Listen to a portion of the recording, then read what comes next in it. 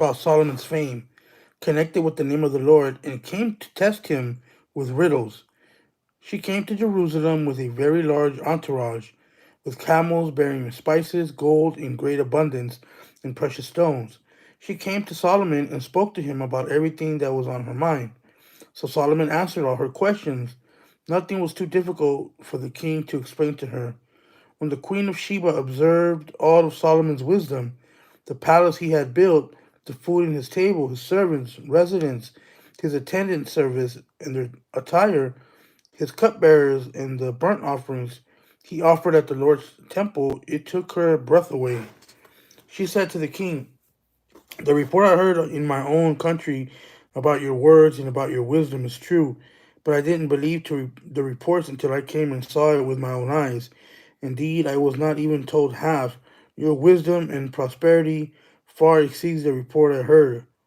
How happy are your men? How happy are these servants of yours, who always stand in your presence hearing your wisdom? Blessed be the Lord your God. He delighted in you and put you in the throne of Israel because of the Lord's eternal love for Israel. He has made you king to carry out justice and righteousness." Then she gave the king 4.5 tons of gold, a great quantity of spices and precious stones. Never again did such quantity of spices arrive as those of the queen of Sheba that gave to King Solomon. In addition, Hiram's fleet that carried gold from Ophir brought from Ophir a large quantity of almug wood and precious stones. The king made the almug wood into steps for the Lord's temple in the king's palace, into lyres and harps for the singers. Never before did such almug wood arrive, and the like has not been seen yet again. King Solomon gave the queen of Sheba her every desire, whatever she asked, besides what he had given her out of his royal bounty. Then she, along with her servants, returned to her own country. The weight of gold that came to Solomon annually was 25 tons, besides what came from the merchants, traders, merchandise, and all of the Arabian kings and governors of the land. King Solomon made 200 large shields of hammered gold. 15 pounds of gold went into each shield. He made 300 small shields of hammered gold. Nearly 4 pounds of gold went into each shield. The king put them into the house of the forest of Lebanon.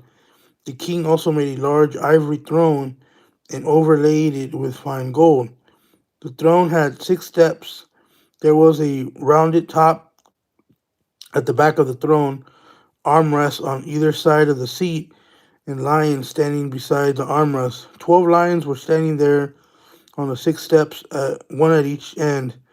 Nothing like it had ever been made in any other kingdom. All of King Solomon's drinking cups were gold, and all the utensils of the house of the forest of Lebanon were pure gold. There was no silver, since it was considered as nothing in Solomon's time. For the king had ships of Tarshish at the sea with Hiram's fleet, and once every 3 years the ships of Tarshish would arrive bearing gold, silver, ivory, apes, and peacocks. King Solomon surpassed all the kings of the world in riches and wisdom. The whole world wanted an audience with Solomon to hear the wisdom that God had put in his heart. Every man would bring his annual tribute, items of silver and gold, clothing, weapons, spices, and horses and mules.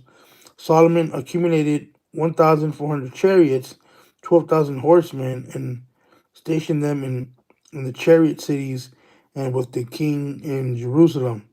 The king made silver as common in Jerusalem as stones, and he made cedar as abundant as sycamore in the Judean foothills. Solomon's horses were imported from Egypt and Kuwait. The king's traders brought them from Kuwait at the going price. A chariot was imported from Egypt for 15 pounds of silver, and a horse for nearly 4 pounds. In the same way, they exported them to all the kings of the Hittites and the kings of Aram through their agent. thoughts?